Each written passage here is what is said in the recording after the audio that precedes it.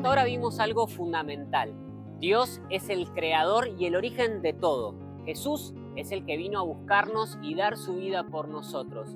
Pero aparece una pregunta muy concreta y muy humana. ¿Dónde está Dios hoy? ¿Dónde está ahora, en la vida real, en el día a día? Porque una cosa es creer que Dios existe y otra muy diferente es pensar que Dios está presente. La Biblia es clara. Dios no creó al mundo para luego abandonarlo. Dios no envió a Jesús y luego desapareció. Dios decidió quedarse con nosotros. En el libro de Juan, capítulo 14, versículo 16, dice: "Y yo le pediré al Padre, y Él les dará otro abogado defensor, quien estará con ustedes para siempre". Ese Dios presente es el Espíritu Santo. Dios es uno: Padre, Hijo y Espíritu Santo. Cuando hablamos del Espíritu Santo, es importante aclarar desde el comienzo una verdad fundamental de la fe cristiana. La Biblia no presenta a Dios como alguien que simplemente cambia de forma o asume distintos roles según el momento. Por el contrario, revela una realidad mucho más profunda y rica. Un solo Dios que existe eternamente en tres personas diferentes.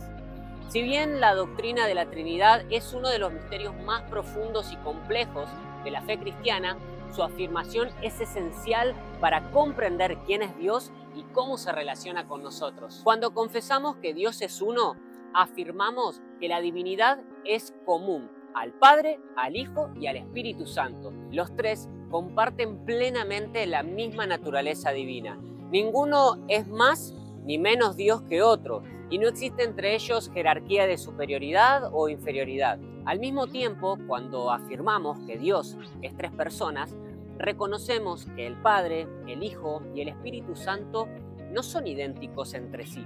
Su distinción no radica en la divinidad, que es una y la misma, sino en sus relaciones y rasgos personales. Cada persona es verdaderamente Dios y a la vez se relaciona con las otras de manera única y eterna. Dios Padre es Dios, Jesús el Hijo es Dios, el Espíritu Santo es Dios. No son partes, no son versiones, no son etapas, es un solo Dios existiendo eternamente como Padre, Hijo y Espíritu Santo. Lo esencial de la doctrina trinitaria no es solo comprender un concepto teológico, sino reconocer que Dios es comunión de amor. Padre, Hijo y Espíritu Santo. Si Dios es comunión, entonces no es un ser solitario ni distante. En su misma esencia es relación, entrega y vida compartida. La comunión implica siempre encuentro y amor en movimiento.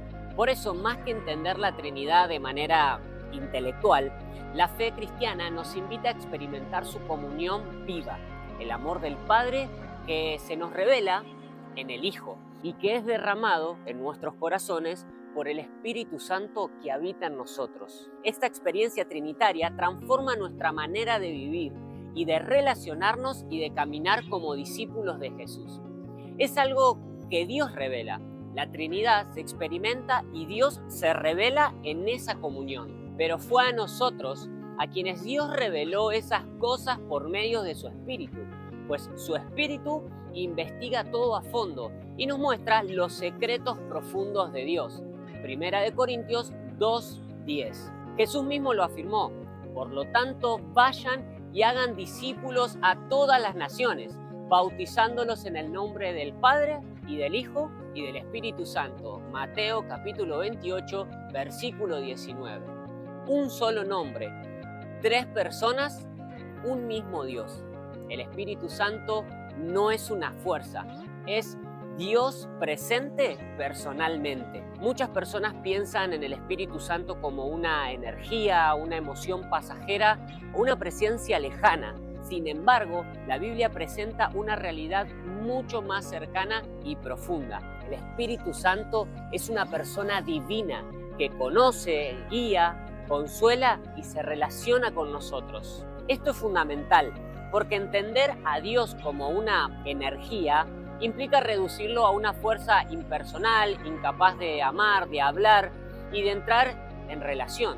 La fe cristiana, en cambio, confiesa a un Dios vivo y personal, que se acerca, habita en su pueblo y camina con nosotros en una relación real y transformadora.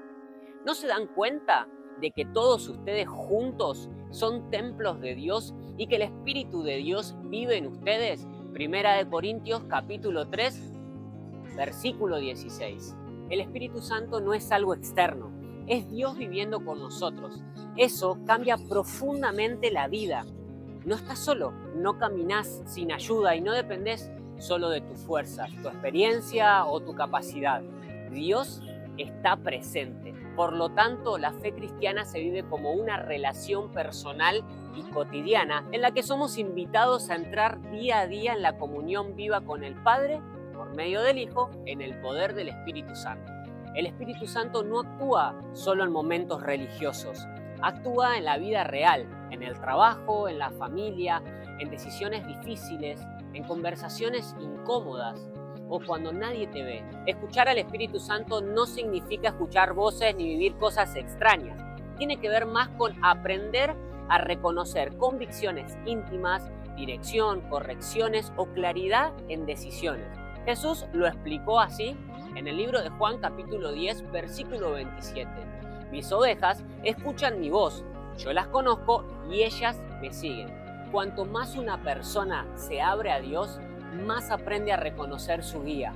No es algo mágico, es relacional, es caminar con Dios. Pero el Espíritu Santo no actúa solo en la vida interior del creyente, también está presente en toda la creación de Dios. La Escritura lo presenta como aquel que da vida, sostiene y renueva todo lo creado.